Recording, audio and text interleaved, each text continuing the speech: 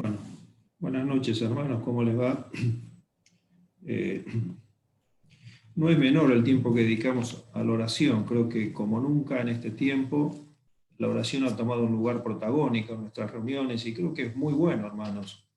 Es tanto importante ocuparnos de la palabra de Dios, de la enseñanza, pero también es importante orar a nuestro Dios, ¿no? Interceder por hermanos y también por nosotros, así que no está mal este tiempo que estamos dedicando, gracias a Dios que lo podemos hacer. Y uno escucha los motivos, las oraciones, y tiene mucho que ver con lo que vamos a compartir, con lo que estamos viendo.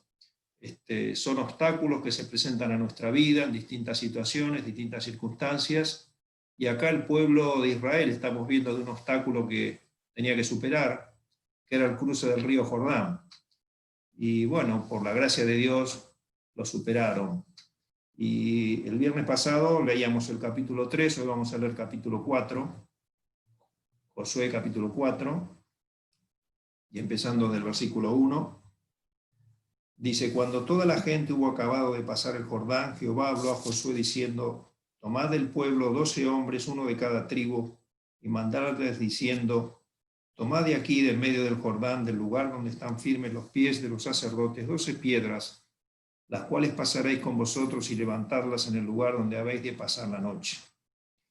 Entonces Josué llamó a los 12 hombres a los cuales él había designado de entre los hijos de Israel, uno de cada tribu, y les dijo Josué: pasad delante del arca de Jehová vuestro Dios a la mitad del Jordán, y cada uno de vosotros tenga una piedra sobre su hombro, conforme al número de las tribus de los hijos de Israel, para que esto sea señal entre vosotros. Y cuando vuestros hijos preguntaren a sus padres mañana diciendo: ¿qué significan estas piedras?, les responderéis que las aguas del Jordán fueron divididas delante del arca del pacto de Jehová, cuando ella pasó el Jordán. Las aguas del Jordán se dividieron, y estas piedras servirán de monumento conmemorativo a los hijos de Israel para siempre. Y los hijos de Israel y los hijos de Israel lo hicieron, así como Josué les mandó. Tomaron 12 piedras de en medio del Jordán, como Jehová lo había dicho a Josué, conforme al número de las tribus de los hijos de Israel, y las pasaron al lugar donde acamparon y las levantaron allí. Josué también levantó 12 piedras en medio del Jordán, en el lugar donde estuvieron los pies de los sacerdotes que llevaban el arca del pacto, y han estado allí hasta hoy. Los sacerdotes que llevaban el arca se pararon en medio del Jordán hasta que se hizo todo lo que Jehová había mandado a Josué que dijese al pueblo, conforme a todas las cosas que Moisés había mandado a Josué. Y el pueblo se dio prisa y pasó. Y cuando todo el pueblo acabó de pasar, también pasó el arca de Jehová y los sacerdotes en presencia del pueblo. También los hijos de Rubén y los hijos de Gad y la media tribu de Manasés pasaron armados delante de los hijos de Israel, según Moisés les había dicho. Como 40.000 hombres armados, listos para la guerra, pasaron hacia la llanura de Jericó delante de Jehová. En aquel día, Jehová engrandeció a Josué a los ojos de todo Israel, y le temieron, como habían temido a Moisés todos los días de su vida. Luego Jehová habló a Josué diciendo: manda a los sacerdotes que llevan el arca del testimonio que suban del Jordán. Y Josué mandó a los sacerdotes diciendo: subid del Jordán.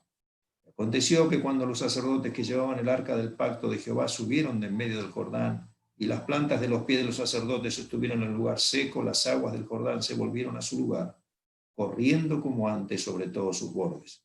Y el pueblo subió del Jordán el día 10 del mes primero, y acamparon en Gilgal, al lado oriental de Jericó.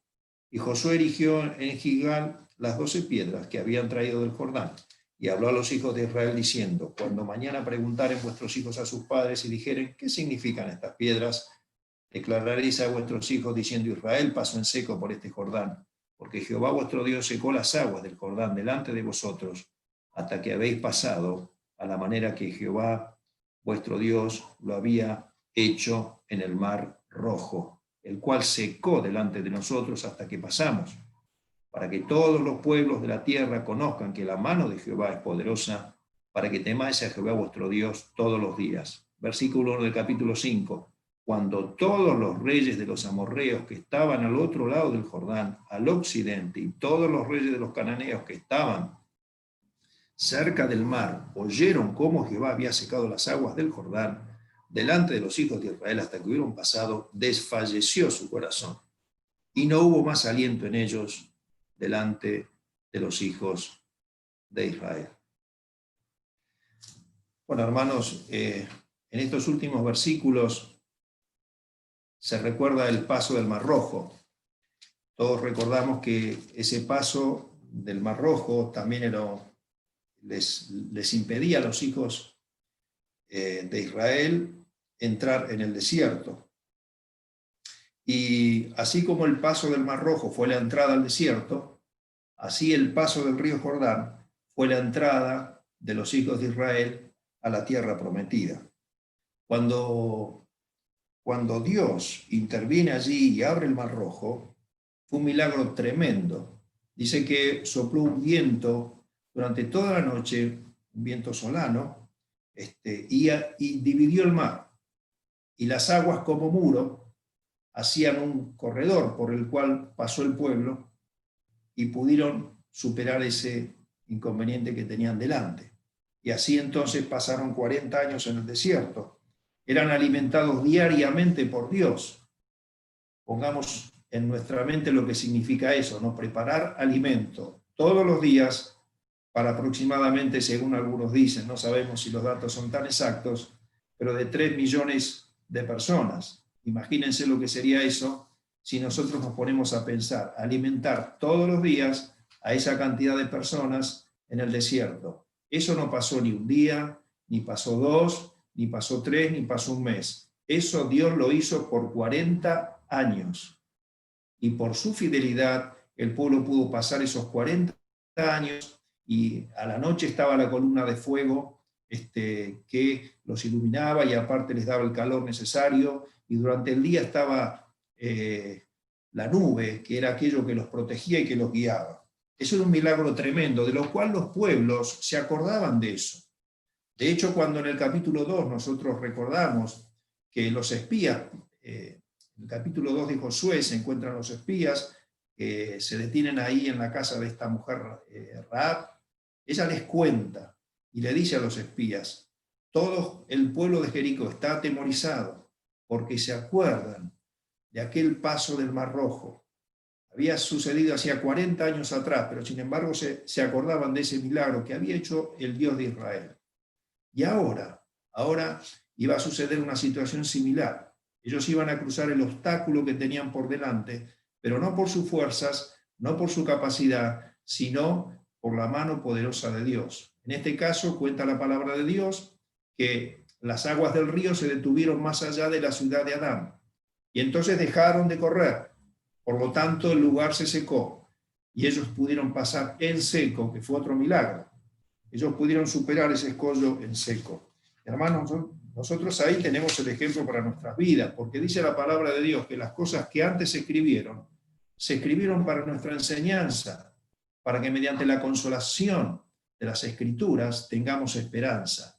Y estos hechos, estos prodigios milagrosos que Dios hacía con Israel, un pueblo débil, un pueblo necesitado, es lo mismo que hace con nosotros, para que Dios manifieste su poder y tengamos esperanza. Y entonces Dios había hablado en el libro de Deuteronomio capítulo 9, versículo 1, le había dicho así a través de Moisés al pueblo. Deuteronomio capítulo 9, versículo 1 dice, Oye Israel, tú vas hoy a pasar el Jordán para entrar a desposeer naciones más numerosas y más poderosas que tú, ciudades grandes y amuralladas hasta el cielo, un pueblo grande y alto, hijos de los anaseos, de los cuales tienes tu conocimiento. Y has oído decir, ¿quién se sostendrá delante de los hijos de Anás? Es decir, el milagro que Dios iba a hacer abriendo las aguas del río Jordán iba a ser una muestra de que Dios era poderoso y que Dios acompañaba a este pueblo en todas las contingencias que le iban a acontecer en la tierra prometida. Ellos habían oído que los pueblos que estaban en ese lugar eran pueblos mucho más poderosos que ellos. Tenían carros cerrados para la guerra, eran pueblos preparados. Sin embargo, ellos eran un pueblo débil, un pueblo que necesitaba apoyarse y buscar la protección de Dios. Lo mismo que nosotros, exactamente igual. Lo mismo que nosotros. Entonces, Dios les quería demostrar mediante este milagro que Él era poderoso para sostenerlos. Y uno dice, ¿en qué momento se cruzó el río Jordán? Bueno, el río Jordán es un río que tiene aproximadamente 360 kilómetros de largo, va desde el monte Hermón hasta el mar Muerto, y no es un río muy caudaloso. Si bien es un río caudaloso, en la zona en la cual está es el más caudaloso, pero no es un río muy caudaloso. Y uno diría, bueno, Señor, ¿en qué momento van a cruzar el río? Quizás en donde sea menos problemático, donde el río sea menos caudaloso. No, no fue así. Dios los hizo cruzar en el momento en que el río se desbordaba por todas sus orillas, porque dice el capítulo 3, versículo 15 del libro de Josué, porque el Jordán suele desbordarse por todas las orillas todo el tiempo de la siega.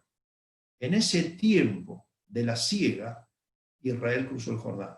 Uno dice, a veces nos sucede a nosotros en la vida, ¿no? Cuando surgen estas situaciones. Pero Señor, justo en este momento, justo en esta situación tan problemática, viene esta situación, viene este problema. Bueno, así lo hizo Dios con Israel. En ese preciso momento, donde era el momento más difícil para cruzar el río, ellos tuvieron que enfrentar la situación. Y el capítulo 3 dice que ellos estuvieron 3 días frente al río. 3 días esperando. Y yo imagino las familias, las personas que estaban allí del pueblo, pensando, ¿cómo iban a cruzar? ¿De qué manera lo iban a hacer? 3 días pensando en esas situaciones, en esos obstáculos. Y a veces nos pasa así a nosotros en la vida. Tenemos situaciones por enfrente que nos pueden llegar digamos, a pensar, bueno, Señor, ¿cómo es que se va a resolver esto? ¿De qué manera tú nos vas a dar la salida? Bueno, así estaba el pueblo. 3 días pasaron. Sin embargo, Dios dio la indicación a Josué y le dijo de qué manera. ¿Cierto? Nosotros hemos leído y estudiado el capítulo 3. Pero ahora en este capítulo el Señor le dice algo muy importante. Le dice, vas a tomar 12 piedras del fondo del Jordán, allí donde están puestas, donde están firmes los pies de los sacerdotes. Versículo 7 dice allí entonces, les respondió,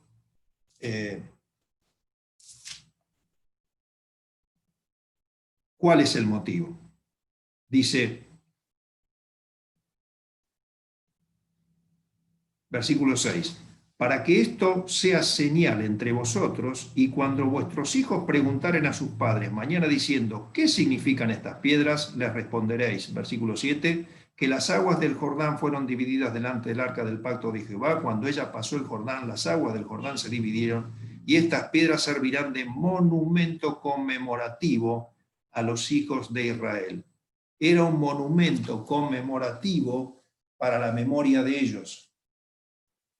Es un monumento para memorial, para que el pueblo recuerde lo que había pasado en esa situación. 7 piedras, y van a ser amontonadas allí en el campamento en Gilgal, para recordarlo. Y eso hizo el pueblo de Israel. Leemos en el Salmo 114, versículo 1 al 3, algo que fue escrito mucho después de lo que esto ocurrió.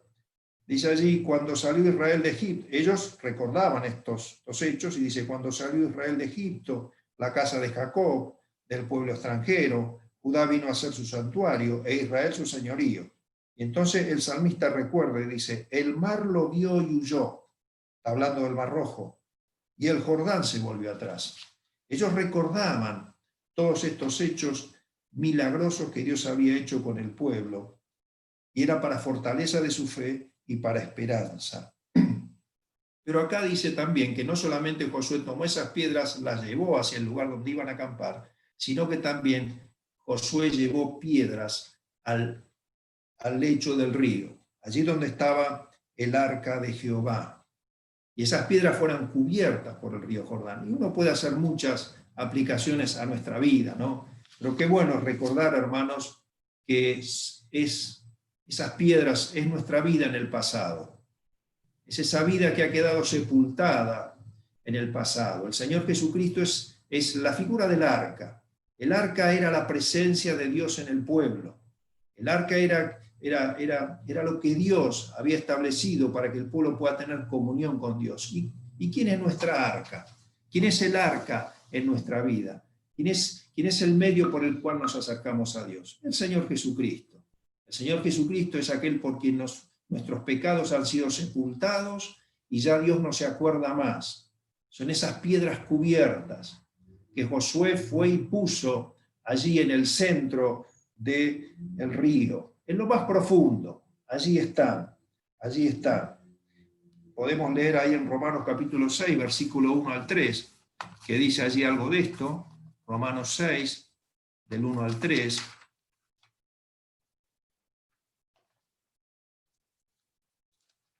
Dice Pablo acá acerca de lo que ha ocurrido con nuestra vida, ¿no? Cuando nosotros hemos recibido al Señor. Dice, ¿qué pues diremos? ¿Perseveraremos en el pecado para que la gracia abunde? En ninguna manera, porque los que hemos muerto al pecado, ¿cómo viviremos aún en él? ¿O no sabéis que todos los que hemos sido bautizados en Cristo Jesús, hemos sido bautizados en su muerte?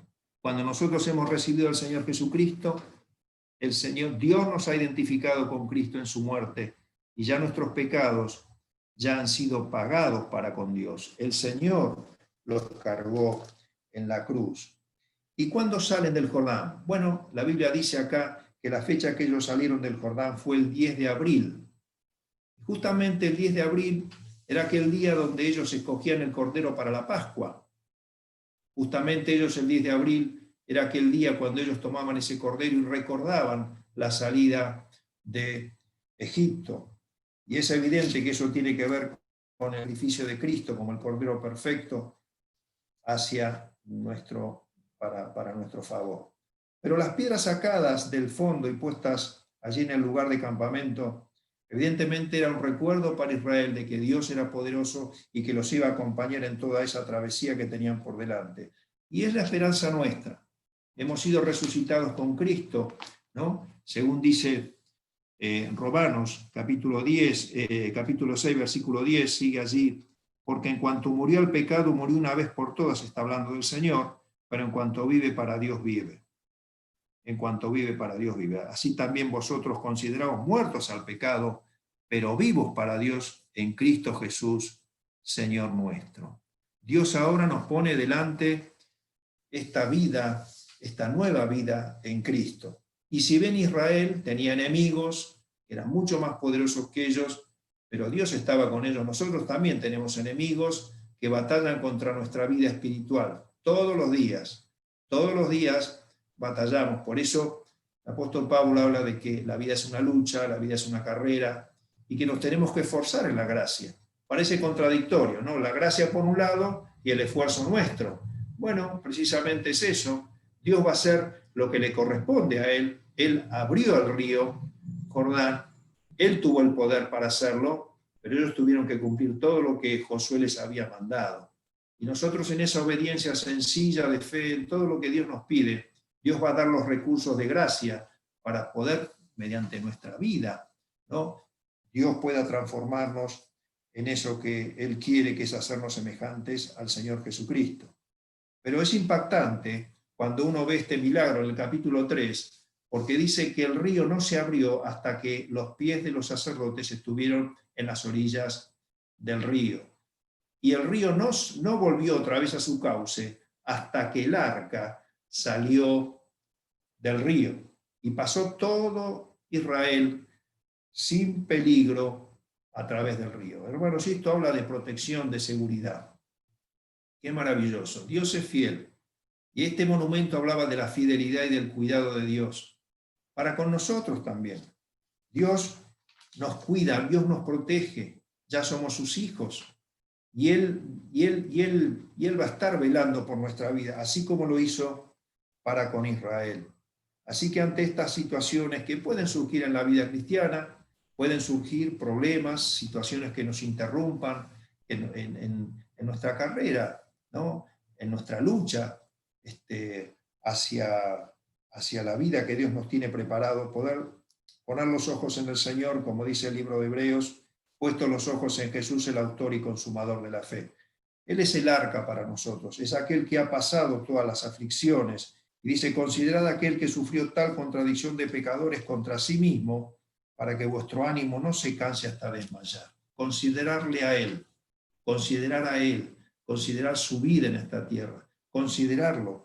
Y entonces ahí nuestro ánimo no va a desmayar, dice el escritor a los hebreos, ante los desafíos que presentan la vida cristiana.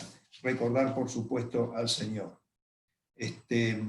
¿Cuáles pueden ser los obstáculos, hermanos, que cada uno de nosotros tenemos? Bueno, quizás un nuevo trabajo. Hay que cambiar de trabajo. Hay que cambiar de profesión. Un cambio de profesión, un cambio de negocios, un cambio de vivienda, un tratamiento para una enfermedad, situaciones difíciles en los matrimonios, en las familias. Son obstáculos que se nos pueden presentar. Y qué bueno que es recordar el poder, la misericordia y la fidelidad de Dios. Eso hacía Israel. Ese fue el propósito de Dios. Esas piedras eran memoriales para que ellos no se olviden de lo que habían vivido con Dios, de lo que Dios había hecho en sus vidas. Miren, vamos al Salmo 119, versículo 49. Salmo 119, versículo 49. Son dos versículos ahí, 49 y 50. Y ahí dice el salmista,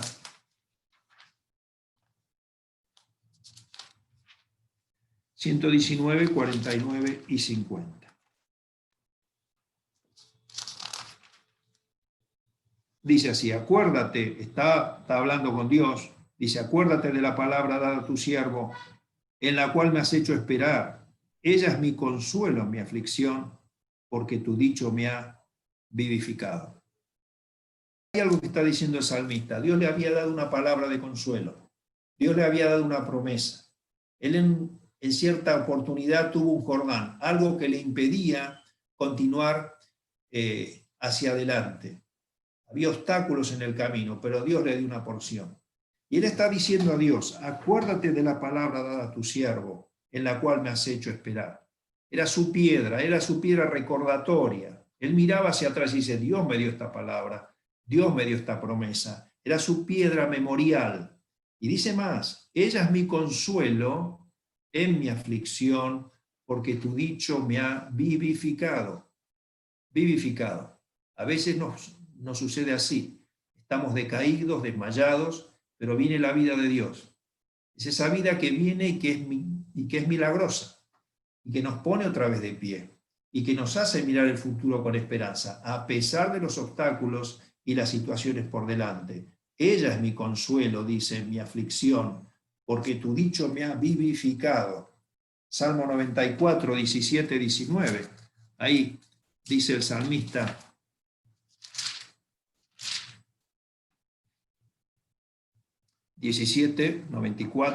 Salmo 94, 17 dice, si no me ayudara Jehová, pronto moraría mi alma en el silencio. Cuando yo decía mi pie resbala, tu misericordia, oh Jehová, me sustentaba. En la multitud de mis pensamientos, dentro de mí, tus consolaciones alegraban mi alma. Similar, ¿no?, a lo que hemos leído. Él dice, cuando mi pie resbala, cuando yo decía mi pie resbala, a veces sucede así, nos desanimamos ante las situaciones, parece que vamos a resbalar, pero dice, tu misericordia, oh Jehová, me sustentaba. Otra vez, la misericordia para con el pueblo. Dios ayudó a este pueblo necesitado, y lo mismo va a ser con nosotros.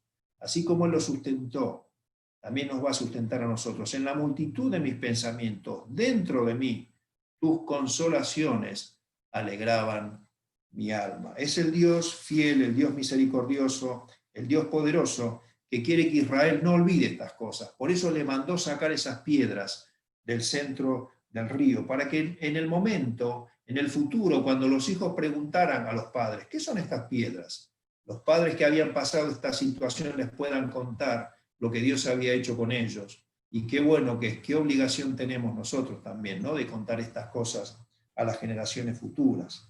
El propósito del recordatorio, mostrar la fidelidad, la misericordia de Dios para con Israel. Por eso dice el Salmo 103, bendice alma mía a Jehová y bendiga todo mi ser su santo nombre. Bendice alma mía a Jehová y no olvides ninguno de sus beneficios. Al bendecir a nuestro Dios, hermano, no solamente estamos dando honor a Dios, sino también Dios nos da la fortaleza en una fe renovada para no negar a nuestro Dios. Dios nos da la fortaleza en una fe renovada para no negar a Dios. A veces el desaliento puede ser tan grande. En una oportunidad, David tuvo una situación muy complicada en su vida y dice que se pasó al enemigo. Ya las situaciones lo habían sobrepasado humanamente. Y él dice, bueno, me voy a ir de los enemigos. Cuando Saúl lo perseguía, se había desanimado sobremanera, ¿no? A veces puede pasar así, pero qué bueno que es agradecer a Dios por todo lo que Él hizo, porque esto va a renovar nuestra fe, acordarnos de estas piedras que Dios puso en nuestra vida. Yo estoy seguro que en la vida de usted, hermano, así como en la mía, quizás haya piedras allí, que usted pueda recordar, esto vino de parte de Dios, Dios estuvo conmigo, así como era que Dios quería que el pueblo de Israel recordase para que su fe sea una vez más motivada a creer en Dios. Y al bendecir a Dios, hermano, no solamente recordamos sus beneficios, no solamente fortalecemos nuestra fe, sino también sabemos que así como Dios obró en el pasado, lo va a hacer en el futuro o en la situación que estamos pasando. Alguien dijo esto, Dios es una pregunta. Dice, ¿Dios haría menos por nosotros de lo que hizo cuando nos salvó? Ante las situaciones, una enfermedad, una situación de trabajo, una situación...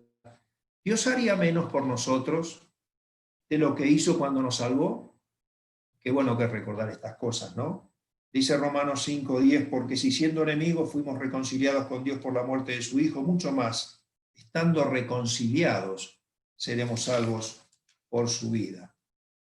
Las piedras son esas experiencias que hemos pasado con Dios cuando Dios hizo esas cosas en nuestra vida. Pero también dice la palabra de Dios que somos piedras vivas. Somos piedras vivas en el edificio de Dios y estamos siendo edificados en Jesucristo. Y es notable porque dice la palabra de Dios que ellos tenían que tomar las piedras sobre su hombro. Por lo tanto, no eran piedras pequeñas que sacaron del fondo del río. Eran piedras grandes, seguramente pesadas. Por eso las ponían sobre su hombro. El hombro en la palabra de Dios es señal de autoridad, es señal de aquello donde nos podemos apoyar. De hecho, el sumo sacerdote llevaba en sus sombreras aquellas piedras que grababan el nombre de cada tribu. Y bueno, a veces Dios pone cargas en nuestra vida. Somos piedras vivas, pero Él pone cargas en nuestra vida. Cargas en cuanto al testimonio que tenemos que dar a otros, cargas en cuanto a las cosas de Dios. Bueno, esas son cargas que Dios pone en nuestra vida. Así como estos hombres tomaron sobre sus hombros y sacaron esas piedras a la superficie, esas son cargas que Dios ha traído a nuestra vida, pero qué bueno que es porque el Señor está con nosotros y las lleva con nosotros. Él dijo, venid a mí todos los que estáis trabajados y cargados, y yo os haré descansar. Llevad mi yugo sobre vosotros, y aprended de mí que soy manso y humilde de corazón, y hallaréis descanso para vuestras almas. Es nuestra esperanza. A veces las cosas que cargamos parece que nos van a aplastar, pero saber, hermanos, que Dios las lleva con nosotros. Esa es su promesa. Él va a estar con nosotros. Eran piedras grandes, las tenían que cargar sobre sus hombros. Y a veces Dios pone esas responsabilidades en nosotros como hijos de Dios, pero qué bueno recordar siempre, Él las lleva con nosotros.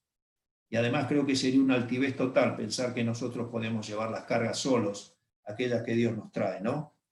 Hablaba también las piedras de la fidelidad de Dios. Como dijimos, los sacerdotes que llevaban el arca se pararon en medio del Jordán, y dice la Escritura, hasta que se hizo todo lo que Jehová había mandado. Ellos estuvieron ahí hasta el final, los sacerdotes, hasta que se hizo todo. Cuando ellos salen, recién ahí es cuando el río vuelve en su caudal. Dios esperó que se terminara todo lo que se había mandado para volver las aguas a su lugar. Y esto es un consuelo para nuestra vida, hermanos. Dice, el que comenzó en nosotros la buena obra la terminará, la finalizará. A veces con tropiezos, a veces con bajones de fe, a veces ante situaciones que no entendemos, pero qué bueno que es recordar eso. El arca subió y toda la obra se realizó. Es la fidelidad de Dios, es la fidelidad de Dios. El Espíritu Santo que sigue trabajando en nosotros, que nos sigue llamando al arrepentimiento, que nos sigue hablando a través de su palabra. Es este Dios que busca a la oveja perdida, ¿no? Como dice Lucas capítulo 15, es el buen pastor que dice que encuentra a la oveja y ¿qué hace con la oveja? La pone sobre sus hombros. Aquel lugar donde descansan las ovejas seguras, en ese lugar en donde el pastor gozoso la trae a la presencia, al lugar seguro. Entonces el recordatorio, esas piedras, hablan de la fidelidad de Dios para con el pueblo, porque Dios cumplió las promesas que había dado a Abraham, Isaac y Jacob, estaban frente a la tierra prometida. Habla de la misericordia de Dios, porque Dios acompañó al pueblo, un pueblo débil, necesitado, que tenía que enfrentar unos enemigos, tenía que enfrentar enemigos que eran mucho más poderosos. Y habla también del poder de Dios, que hizo lo que ellos no podían hacer. Y esto transmitía seguridad a Israel, transmitía fortaleza en su fe. Así que ojalá, hermanos, yo no sé cuáles son los obstáculos que ustedes tienen en sus vidas, yo sé de los míos, y cuánto necesitamos que Dios nos ayude a confiar en esas piedras que seguramente usted tiene y que yo tengo, y a verlas ahí y volver a poner las miradas en ellas. Quizás sea un texto de la palabra de Dios que Dios te trajo estando en angustia, quizás sea una experiencia, y esas piedras están ahí, conmemorativas, hermanos. Hoy, más que nunca, tenemos que apoyarnos en esas cosas y decir, bueno, Señor, si tú has sido fiel en el pasado, si tú has sido misericordioso y has sido poderoso, seguramente también lo serás ahora. Así que vamos a leer en el Salmo 107 y ya vamos a terminar después con una oración. Salmo 107. Es un salmo conocido por todos nosotros, pero hay unos textos ahí que nos van a animar.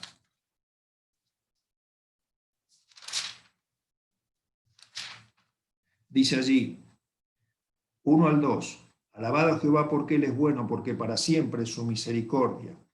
8 al 9, alaben las misericordias de Jehová y sus maravillas para con los hijos de los hombres, porque sacia al alma menesterosa y llena de bien al alma hambrienta. ¿Cuántas veces lo hizo en nuestra vida? ¿Cuántas veces? Versículo 13 al 16. Luego que clamaron a Jehová en su angustia, los libró de sus aflicciones, los sacó de las tinieblas y de la sombra de muerte, y rompió sus prisiones. Alaben la misericordia de Jehová y las maravillas para con los hijos de los hombres, porque quebrantó las puertas de bronce y desmenuzó los cerrojos de hierro. 107, versículo 41. Dice, levanta de la miseria al pobre. Y versículo 43, ¿quién es sabio y guardará estas cosas y entenderá las misericordias de Jehová? Bueno, hermanos, ojalá nos animemos con estas cosas, con estas enseñanzas, ¿no? Que como dice la palabra de Dios, las cosas que se escribieron antes son para nuestra enseñanza, para que por medio de la consolación de la Escritura tengamos esperanza. Hay un videíto que yo para pasar, es una canción que dura 2 minutos y pico, es muy cortita, pero que bueno, después de la oración quisiera que él lo pueda pasar y así ya entonces terminamos este tiempo.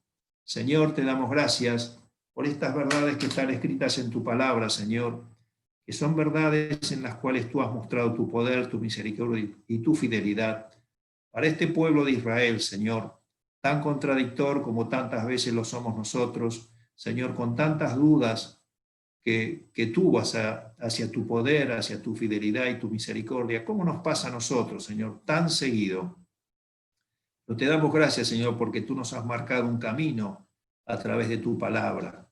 Gracias por estas cosas, Señor, que podemos ver, que tú les decías para que ellos tuviesen presente tu poder, tu gracia, tu misericordia y tu fidelidad. Ayúdanos a nosotros, Señor, en lo personal, en lo congregacional, Señor, para no olvidar estas cosas y que queden grabadas en nuestros corazones. Te alabamos, te bendecimos por tu palabra, Jesucristo. En el nombre del Señor Jesucristo. Amén. Gracias, hermanos. Escuchamos entonces.